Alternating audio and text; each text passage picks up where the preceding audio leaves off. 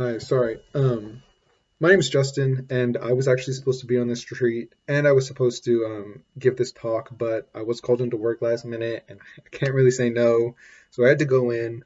But I definitely wanted to record this so that they have a teaching to give. So, looking at mine, specifically my teaching, it's supposed to cover the first reading, which when I first heard it, it didn't really mean anything to me. And it was kind of those ones you just zone out on. Like it was really dense.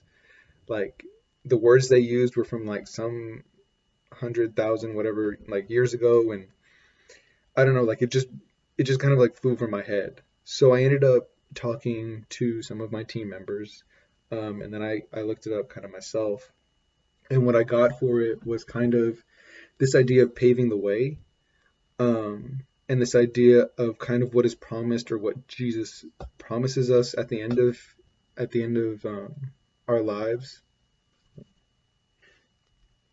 Um, and so that idea, and it kind of closes it off. It doesn't really elaborate on it. So it's kind of just again what's promised, and then you got to pave the way.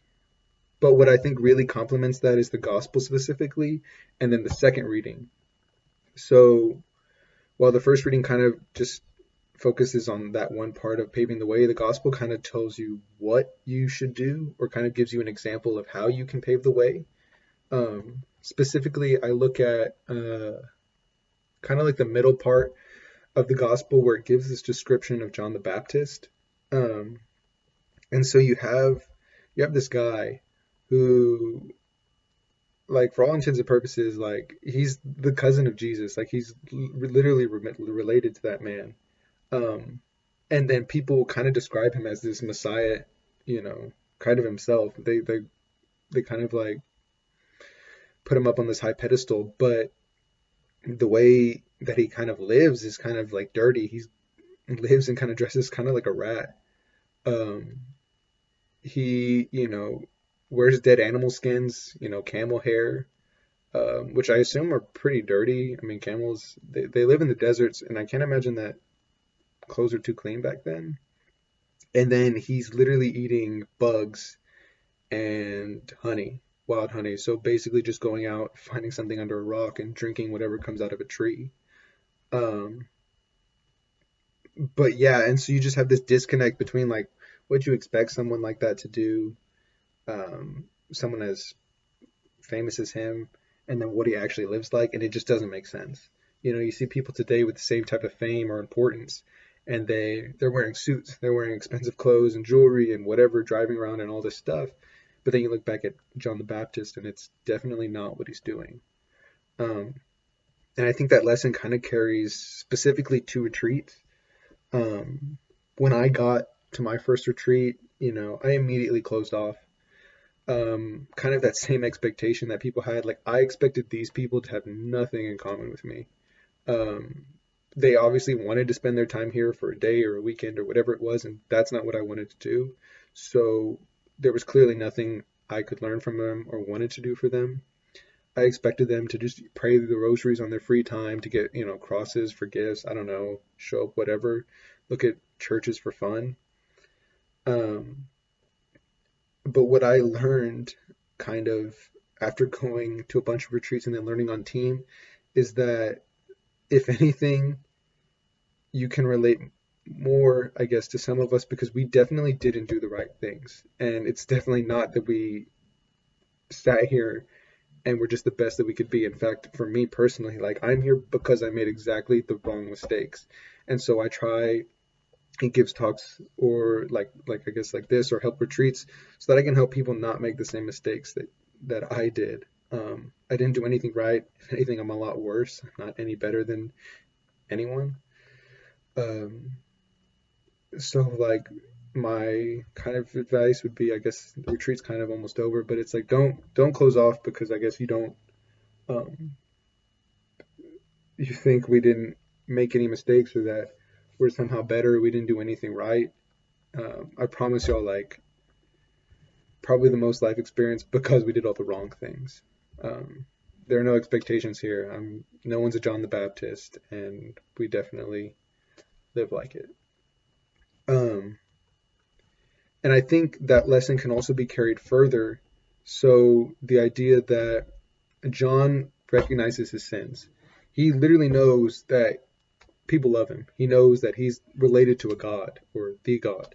Um, and yet he acknowledges sins and lives kind of according to that. He wears dead animals, eats bugs, and that's his way of punishing himself or repenting because he knows and acknowledges that he's not anything special, and he really lives like that. Um, and for me, like the idea of acknowledging my sins kind of really came, in the last 2 years or 2 years ago or a year ago.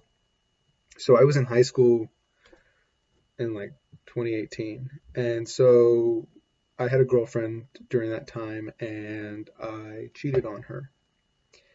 And so, you know, after it happened, um, it's one of those things where no one wants to have anything to do with you, and kind of rightfully so. It's one of the worst things, people judge you for, and then that you can do. And so, um, no one wanted to have anything to do with me. I guarantee, like my senior year, I graduated with like 900 people, and I maybe talked to three of them. And at that, three of them, the only reason they wanted to talk to me was to kind of give me crap, which again, deserved. But um, I spent like the rest of that summer leading up to it and that end of the year, honestly, just trying to like tell myself another day passes. You know, it's a week ago that I was, in that situation. It was 2 months ago, and eventually I thought that once I got to a year, once I hit 2 years, that I could forget about it, that I'd leave it behind, that, if I just kept not thinking about it, then I would be happy, that I would get some kind of happiness or some kind of being able to live with myself, I guess. But that never happened because you just constantly, when you're forgetting about something, you always remember it. Kind of funny. And you're always thinking about how you could have done something differently, how you could have been better, how you could have done whatever to try and change it. But nothing ever happens like that. And so finally, kind of my dad was telling me, like, you forgive, but you don't forget.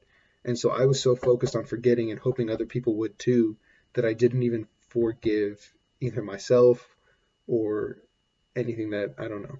Yeah, really myself.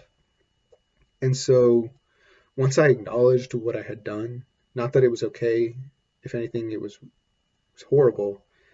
And I decided, you know what, I'm going to bring it up because I want to be forgiven. I want to at least put it out there. I want to say anything I can, um, and be okay with whatever they say to me. And it went exactly how anyone would expect it to. Even after 2 years, no one wanted to have anything to do with me.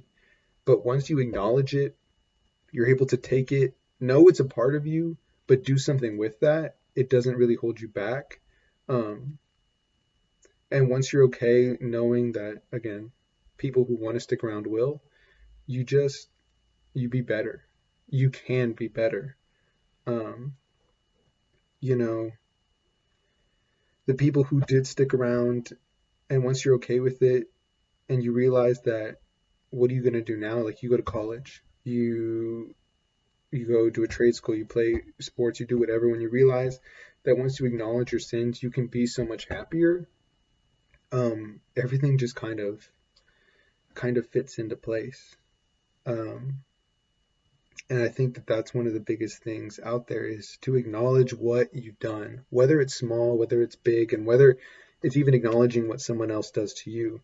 That's the only way you're going to get to that final prize. And not even heaven, not even something big that they talk about in the first reading, but whether it's being okay with yourself, whether it's being okay with your flaws or being okay with someone else's, like acknowledging it, not trying to forget it, is honestly the most important thing that I think of. And I think it's one of the best things that, or one of the hardest things to do, but one of the best things that someone can do, whether you're on either side of it.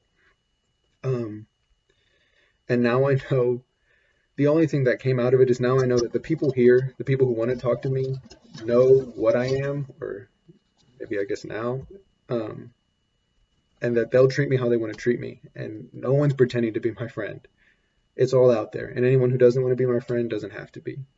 You know, John the Baptist, he lived like that, and I'm sure he got a bunch of crap for it, but he knew that the people who listened to him, despite what he looked like, were there to learn, were there because they loved him, because they wanted to be there. He knew that acknowledging that, knowing God would be there, knowing God would love him. And I think that's the most important part for that. Um, yeah, so that's my talk. And if anything, whoops, just, you know, don't close off. Don't have any expectations for anything. Like, people are not what they seem. Um, you can always learn something. No one's special here. We're all in it together. Um, but yeah, just acknowledge and move forward, I guess. That's all you can do.